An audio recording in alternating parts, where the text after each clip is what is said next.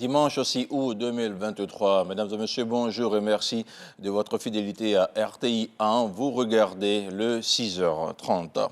Une forte délégation du Sud Comoé chez les Bédiers, conduite par le président du CESEC, le docteur Eugène Aka Awele. Elle est venue prendre sa part de deuil selon la tradition à Caen. Madame Henriette Conan-Bédier, la veuve, étant l'une de leurs filles. Le compte-rendu de Marie-Chantal Akandan.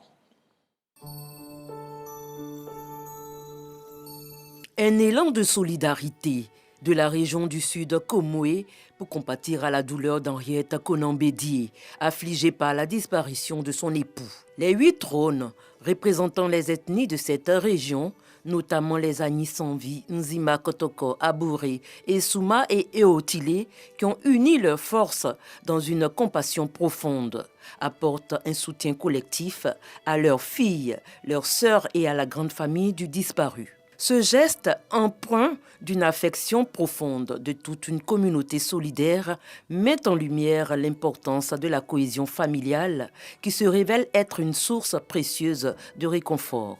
Si la Côte d'Ivoire en deuil, le Sud Comoé, qui est une composante majeure de la Côte d'Ivoire, est également en deuil. Elle est particulièrement en deuil parce que l'épouse de l'illustre disparu est bien originaire du Sud Comoé. Notre tradition exige qu'en pareille circonstance, la famille soit en première ligne dans la manifestation de la compassion, dans la présentation des condoléances. C'est donc à ce titre que, en parfaite harmonie avec l'ensemble des rois et chefs du Sud Comoé, nous sommes venus pour présenter nos condoléances, pour présenter la compassion du Sud Comoé, non seulement à Mme Henriette Conan-Bédier, mais à toute la famille Bédier, aux enfants Bédier, pour leur dire Yako. Cette solidarité pour rappeler à la veuve qu'elle n'est pas seule dans sa peine. Henri Conan-Bédier était une figure aimée et respectée au sein de sa belle famille. Le village de Koukourandoumi, département d'Aboisseau dans la région du Sud Comoé, portera également le deuil de celui qui a partagé la vie de sa fille, Bomo Henriette Conan-Bédier. Autre chose, à présent, 110 jeunes porteurs de projets dans le domaine agricole et aquacole ont reçu des financements de la part du gouvernement. 5 milliards de francs CFA, c'est le montant de la subvention à leur accordée. C'est le ministre d'État, ministre de l'Agriculture et du Développement rural qui a procédé à la remise des chèques. Kobena Kwasi Adjoumani a aussi lancé officiellement le projet de renforcement de capacité des bénéficiaires. On en parle avec Mamadou Kwasi. Des chèques d'un montant compris entre 60 et 280 millions de francs CFA, le tout d'une valeur globale de 5 milliards de nos francs, remis à ces acteurs agricoles. Au nombre de 110, ils sont les premiers bénéficiaires du fonds à coût partagé, du projet de développement des chaînes de valeur vivrières, PDCE2V, du ministère d'État, ministère de l'Agriculture et du Développement rural. Il s'agit d'une subvention, un projet d'une catégorie notamment entre 0 et 54 millions de francs CFA. Le projet apporte une contribution de 80%. Mais si vous êtes une femme et que vous êtes jeune de 18 à 40 ans, nous apportons une contribution de 90%. Les 110 projets retenus portent essentiellement sur la culture et la transformation du manioc, le sous-secteur du vivrier et l'aquaculture. Ces subventions et cet accompagnement technique qui nous sont offerts nous permettront de moderniser nos infrastructures, d'accéder aux technologies et méthodes de production, d'accroître notre productivité, notre compétitivité sur le marché local et international et surtout d'assurer la sécurité et la souveraineté alimentaire de notre nation. Pour le développement du secteur vivrier, la Banque mondiale met à la disposition de la Côte d'Ivoire une enveloppe de 135 milliards de francs CFA. Il s'agit pour l'institution internationale d'accompagner la politique de la sécurité alimentaire de la Côte d'Ivoire. C'est une grande joie pour nous, à travers cette cérémonie, de constater déjà les résultats du projet et l'impact qui s'en suivra en matière de création d'emplois et d'amélioration du revenu. Le ministre d'État, ministre de l'Agriculture et du Développement rural, soutient que la mise en œuvre de ce projet est la concrétisation de la volonté de la transformation structurelle de l'agriculture ivoirienne, portée par le président de la République, Alassane Ouattara. Ce projet vise à soutenir le développement de chaînes de valeur vivrières inclusives, résilientes et compétitives.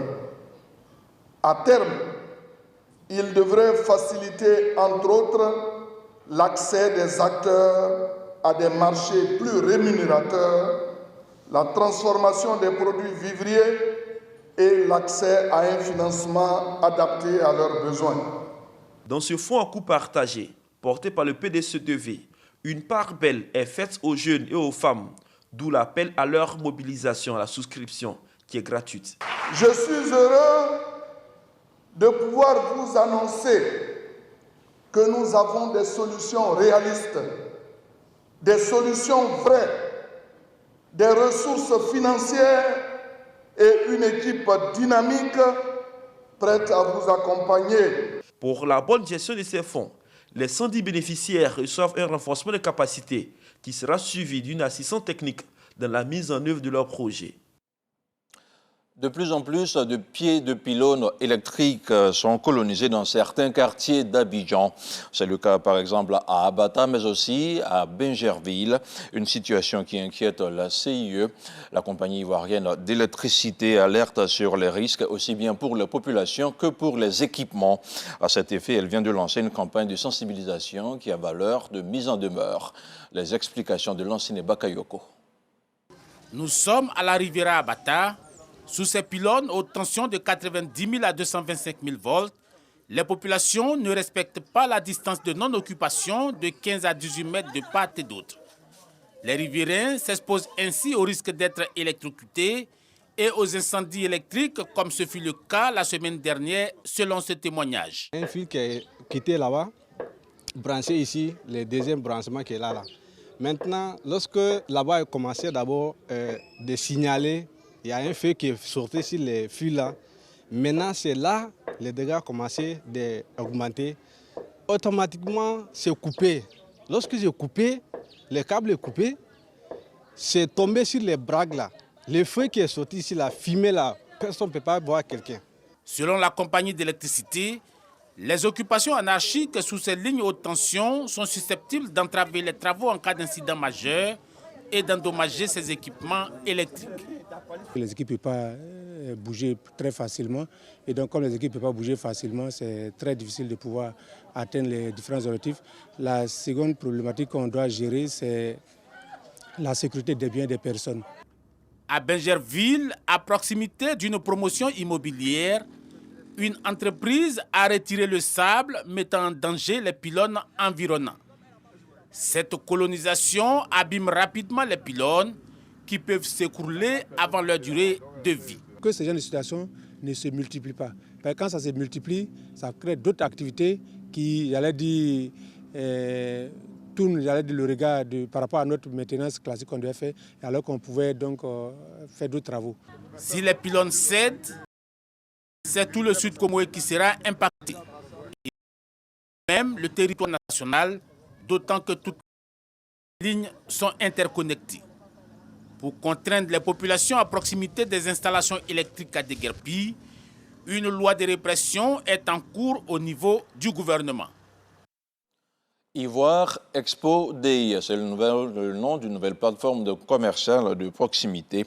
Elle a ouvert ses portes hier samedi à Abidjan avec pour objectif de valoriser davantage les produits agroalimentaires.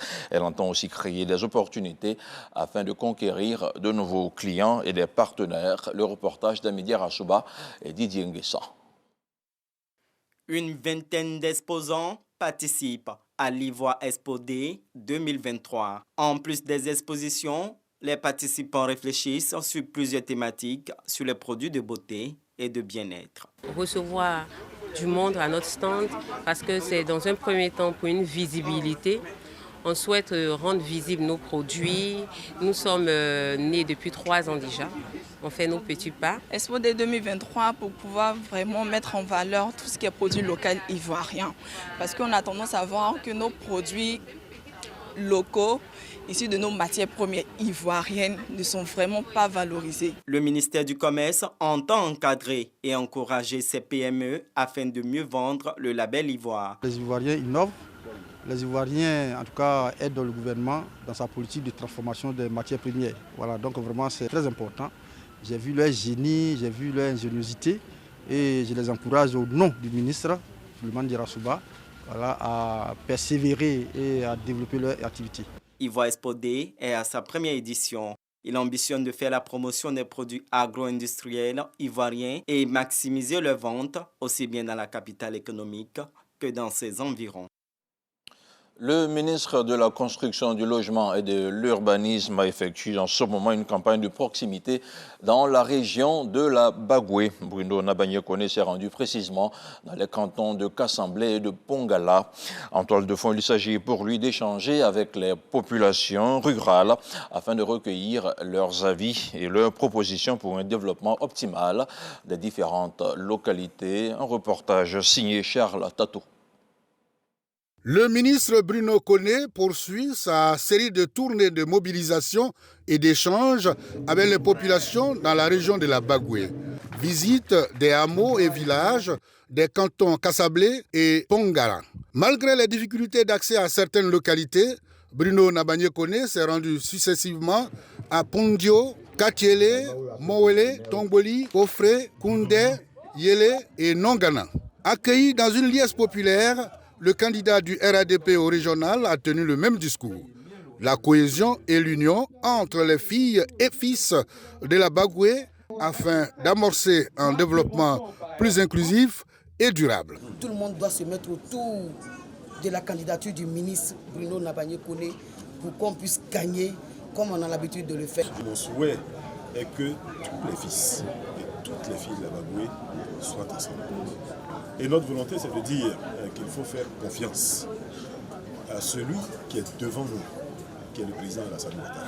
Cette tournée de proximité a été l'occasion pour le candidat du RADP au régional, Bruno Nabagné-Koné, de confier sa candidature aux populations des deux cantons afin d'offrir une victoire écrasante à son parti, le RADP, au soir du 2 septembre prochain. Dans un mois plus précisément, les électeurs ivoiriens seront appelés aux urnes pour la désignation de leurs conseillers régionaux et municipaux. Pour le compte du RHDP à San Pedro, les candidats désignés sont déjà connus.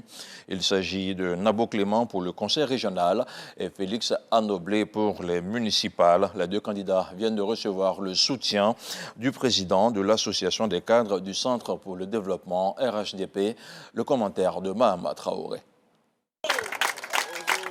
Une dizaine de villages parcourus en 2 jours dans le district de Bassa Sandra par le président de l'association des cadres du Centre pour le développement RHDP, ACCD RHDP. Un seul message relayé à chaque escale, celui de la nécessité pour les communautés originaires du centre basées à San Pedro de voter les candidats du RHDP lors des élections locales du 2 septembre prochain. Mission accomplie selon Amédée Kofi Kwaku. Nous avons aussi dit que la vision du président Alassane Ouattara, c'est de leur apporter ce bonheur-là, c'est d'améliorer leurs conditions de vie et d'existence. Et il est à noter que toutes les populations de cette contrée, notamment principalement celles des communautés baoulées, qui sont installées en grand nombre, ont pris l'engagement ferme de soutenir le candidat du RHDP qui est M. Nabo Clément. De San Pedro, cap sur la région du Boclé pour le président de l'ACCD RHDP. Accompagné du ministre-gouverneur Philippe Légré, Amédée Kwaku est venu soutenir la candidature du président du conseil régional sortant, Fregbo Basile. On ne confie pas son peuple à quelqu'un à qui on n'a pas confiance. L'homme à qui le président Ouattara a confiance aujourd'hui pour continuer le travail au niveau de la région, c'est Fregbo Basile qui l'a désigné. C'est ça. Tout autre chose, ce sont des histoires. Ces rencontres politiques sont également le lieu pour le président de l'ACCD RHDP d'exhorter les communautés originaires du centre du pays à maintenir un climat de paix et de vivre ensemble avec les populations autochtones. Dans l'actualité internationale au Nigeria, le Sénat ne valide pas l'opération armée au Niger. C'est pourtant ce dimanche 6 août qui marque le dernier jour de l'ultimatum lancé par la CEDEAO aux putschistes nigériens pour abandonner le pouvoir. L'organisation ouest-africaine menace les mutins d'une intervention militaire, grande puissance régionale. Le Nigeria pourrait jouer un rôle de leader dans cette opération, mais le pays, la pression politique est forte sur le président Bola Tinubu.